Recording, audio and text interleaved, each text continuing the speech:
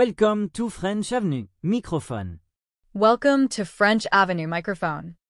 Je parle français avec tout le monde à Paris. Conseils pour apprendre et pratiquer le français A1 C2. Dans cette nouvelle vidéo de French Avenue, nous explorons une question essentielle pour tous les apprenants. Comment parler français avec confiance dans la vie réelle, même au cœur de Paris? Que vous soyez débutant, A1 ou avancé, C2, cette leçon est conçue pour vous aider à surmonter vos peurs, à améliorer votre compréhension orale et à oser engager des conversations avec des francophones. Au programme, des conseils concrets pour comprendre le français parlé à vitesse naturelle. Des stratégies simples pour aborder les Parisiens sans gêne ni peur. Des techniques pratiques pour progresser en prononciation et en fluidité. Des réponses détaillées à des questions réelles que tous les apprenants se posent. Avec John Miller et Emily Davis, vous apprendrez non seulement la théorie, mais aussi comment l'appliquer dans des situations authentiques pour améliorer votre pratique quotidienne du français. Restez jusqu'à la fin de la vidéo pour découvrir des méthodes efficaces qui vous permettront de progresser rapidement tout en gagnant en confiance. Si cette vidéo vous a été utile, aimez-la, abonnez-vous à la chaîne et activez la cloche pour ne manquer aucune leçon. Partagez vos expériences et vos questions dans les commentaires. Vos interactions nous aident à créer une véritable communauté d'apprenants passionnés. Nous voulons connaître votre avis. Avez-vous déjà essayé de parler français avec des francophones à Paris ou ailleurs? Quelles ont été vos plus grandes difficultés et comment les avez-vous surmontées? Quels sujets de conversation aimeriez-vous voir dans les prochaines vidéos? Partagez vos réponses en commentaire. Nous les lirons tous et répondrons avec plaisir.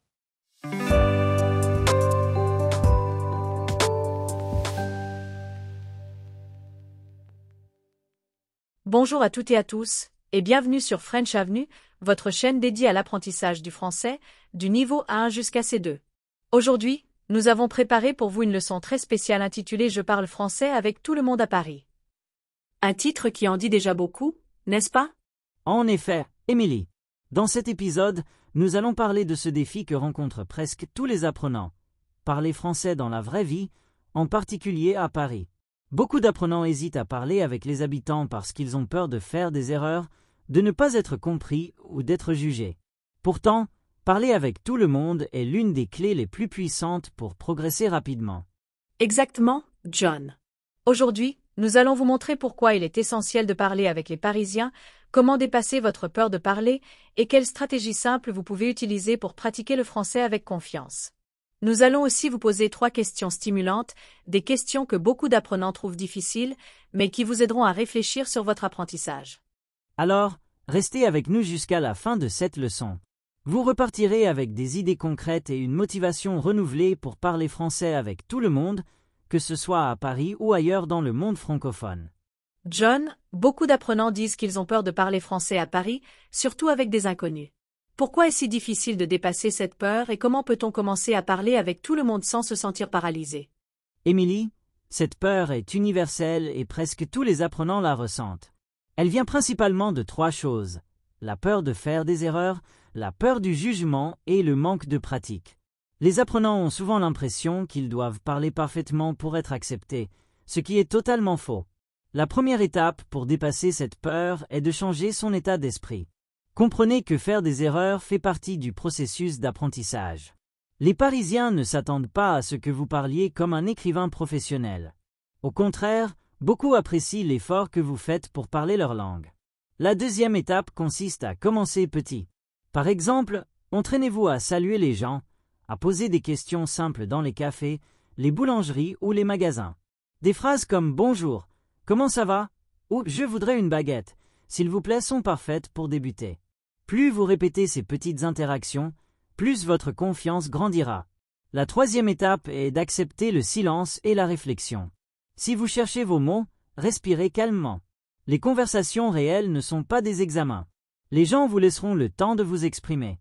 Enfin, pratiquez régulièrement. Plus vous parlerez, plus votre peur disparaîtra. La confiance vient avec l'action, jamais en restant silencieux. John, certains apprenants disent qu'ils ne savent pas quoi dire lorsqu'ils rencontrent des Parisiens. Quel sujet de conversation simple peut-on utiliser pour parler avec tout le monde à Paris, même avec un niveau débutant? Emily, c'est une excellente question, car beaucoup de personnes pensent qu'il faut avoir un vocabulaire très avancé pour tenir une conversation. En réalité, Même avec des phrases simples, on peut avoir des échanges très agréables. Le premier sujet universel, c'est la vie quotidienne. Parler de la météo, de la nourriture ou des transports est parfait. Par exemple, il fait beau aujourd'hui, n'est-ce pas? Ou le métro est toujours plein le matin. Ce sont des phrases simples mais qui ouvrent la porte à la conversation. Le deuxième sujet, c'est la culture française. Posez des questions sur la ville, les musées, la cuisine. Par exemple, quel est votre restaurant préféré à Paris? Ou a-t-il une exposition intéressante en ce moment? Les Parisiens adorent parler de leur culture et vous apprenez en même temps du nouveau vocabulaire. Le troisième sujet, c'est les recommandations. Les gens aiment donner leur avis. Vous pouvez demander « Que me conseillez-vous de visiter près d'ici » ou « Où peut-on manger une bonne crêpe ?» Enfin, n'ayez pas peur de répéter ou de demander de parler plus lentement. Des phrases comme « Pouvez-vous répéter » « S'il vous plaît » sont très utiles et montrent que vous êtes motivé pour comprendre. John, une fois que les apprenants commencent à parler, comment peuvent-ils progresser plus vite et utiliser ces conversations pour améliorer réellement leur français? Émilie, parler pour la première fois est une victoire, mais progresser demande une stratégie. D'abord, il faut écouter attentivement pendant la conversation. Chaque mot nouveau est une opportunité d'apprentissage. Notez les mots ou expressions que vous ne connaissez pas et recherchez-les plus tard. Ensuite, il est très utile de réutiliser le vocabulaire appris. Si aujourd'hui vous avez appris l'expression « il fait beau », essayez de la placer dans plusieurs phrases les jours suivants. La répétition active est la clé de la mémorisation. Troisièmement, utilisez la technique du miroir. Après la conversation, répétez à voix haute ce que vous avez dit ou entendu. Cela permet de corriger vos erreurs et de renforcer votre mémoire. Quatrièmement, pratiquez avec différents interlocuteurs. Plus vous parlez avec des personnes différentes, plus vous entendez de prononciation, d'accent et de style de langage. Cela élargit votre compréhension et votre aisance. Enfin, fixez-vous de petits objectifs. Par exemple, aujourd'hui, je poserai 3 questions en français. Cela vous motive et rend vos progrès visibles. En résumé, chaque conversation est une leçon gratuite. Écoutez, notez, répétez, réutilisez. C'est la formule pour progresser rapidement en français. John, beaucoup d'apprenants nous disent qu'ils comprennent assez bien le français quand les gens parlent lentement, mais qu'ils sont complètement perdus quand la conversation devient rapide, surtout à Paris. Quelles techniques peuvent-ils utiliser pour mieux comprendre les conversations rapides et ne pas se sentir exclus? Émilie, c'est une situation très courante. Les conversations rapides en français, surtout à Paris, peuvent sembler impossibles à suivre, mais il existe des techniques pour améliorer sa compréhension progressivement. La première consiste à s'habituer au rythme naturel du français.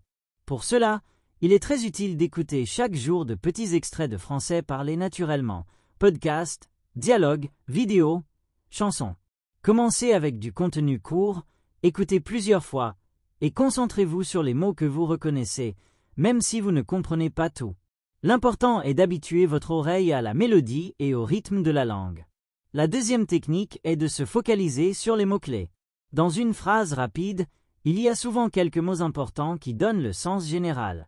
Par exemple, si quelqu'un dit « Ce soir, on se retrouve à la gare à 18h pour aller au cinéma », les mots-clés sont soir, gare, 18h, cinéma.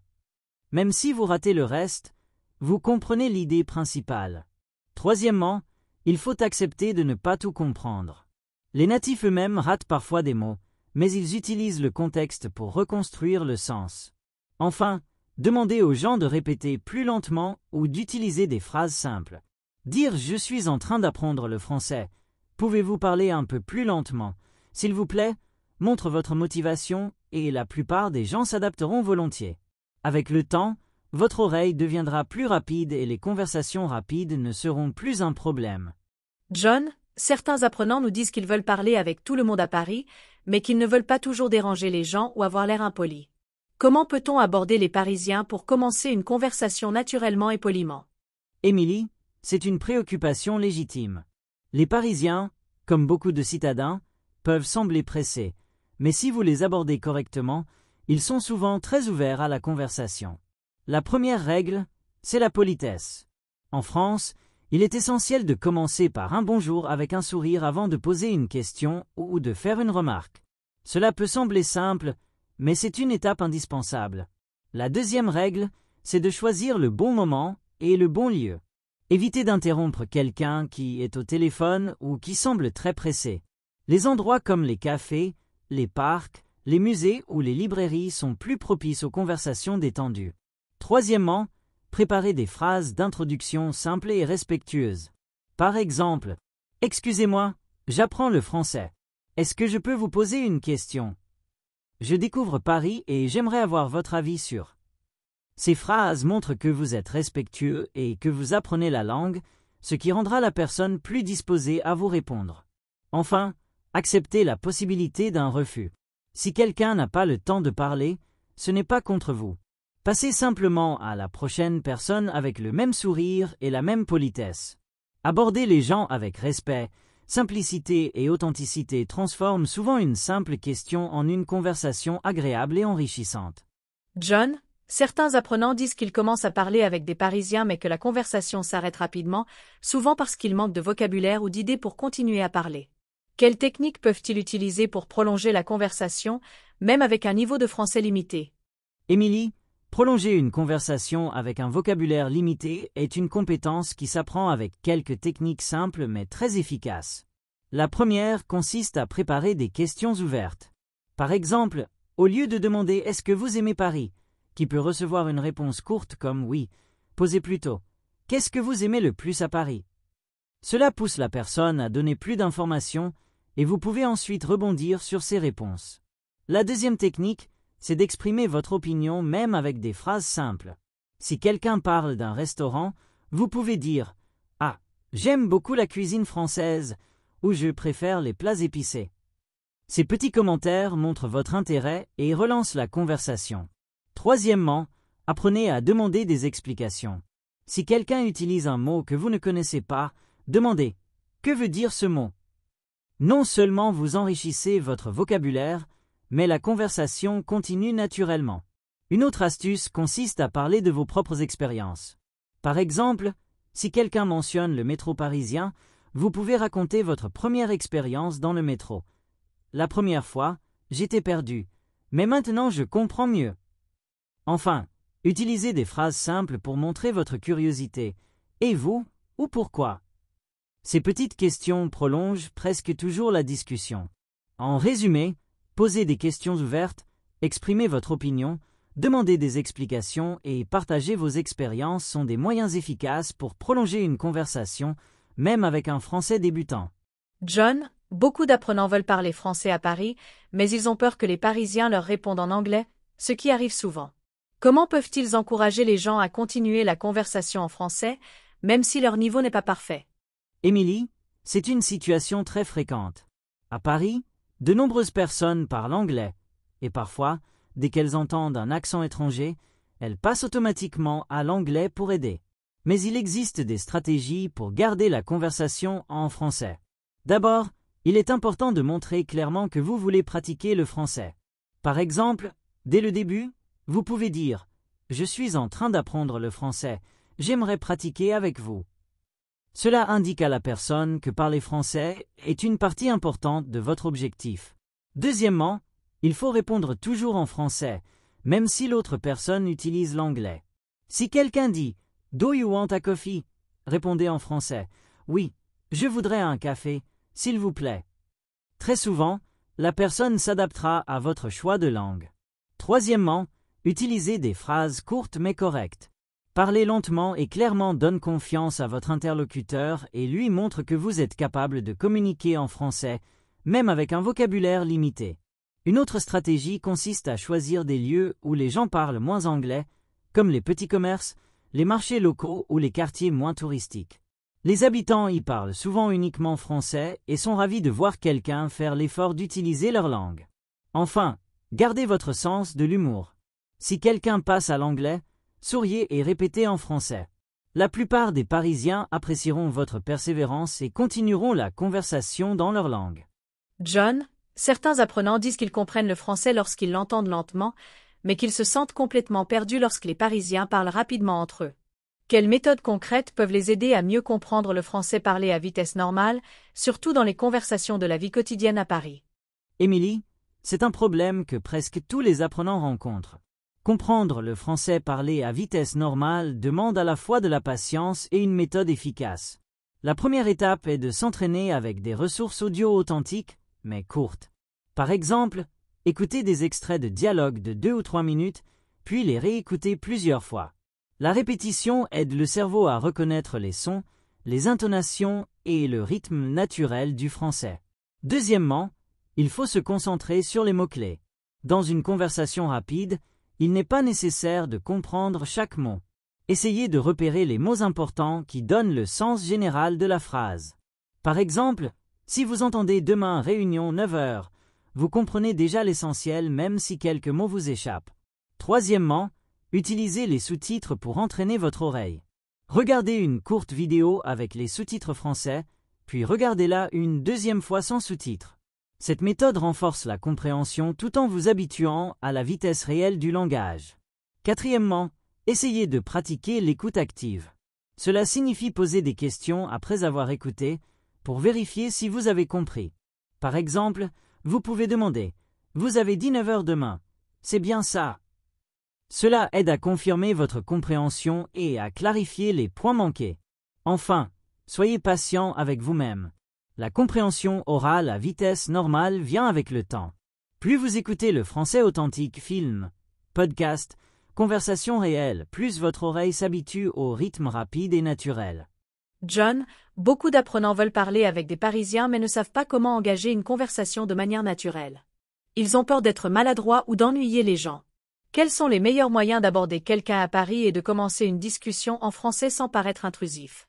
Émilie, engager une conversation en français à Paris peut sembler intimidant, mais avec quelques techniques simples et un peu de confiance, c'est tout à fait possible. D'abord, il est essentiel de commencer par la politesse. En France, le simple fait de dire bonjour avec un sourire avant de poser une question change tout. Cela montre du respect et crée une atmosphère positive dès le départ. Ensuite, choisissez des situations naturelles pour parler. Par exemple, dans un café, vous pouvez demander « Excusez-moi, est-ce que vous connaissez une bonne pâtisserie dans le quartier ?» Les Parisiens aiment partager leurs recommandations et cela ouvre facilement la porte à une discussion plus longue. Troisièmement, ayez quelques sujets universels prêts à l'avance. Parler de la météo, de la cuisine française, du métro ou des monuments de Paris fonctionne presque toujours. Par exemple, « Je viens de visiter le Louvre, c'était incroyable. Et vous y allez souvent ?»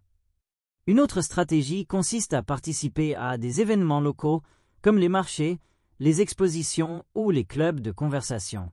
Dans ces contextes, les gens s'attendent à parler avec des inconnus, ce qui réduit la peur de déranger. Enfin, n'ayez pas peur des petites erreurs. Les Parisiens respectent ceux qui font l'effort de parler leur langue, même imparfaitement. L'important est de rester naturel, de sourire et de montrer un réel intérêt pour l'échange. Restez jusqu'à la fin de la vidéo pour découvrir des méthodes efficaces qui vous permettront de progresser rapidement tout en gagnant en confiance.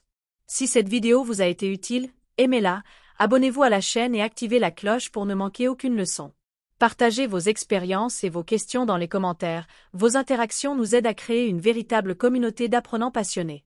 Nous voulons connaître votre avis. Avez-vous déjà essayé de parler français avec des francophones à Paris ou ailleurs? Quelles ont été vos plus grandes difficultés et comment les avez-vous surmontées?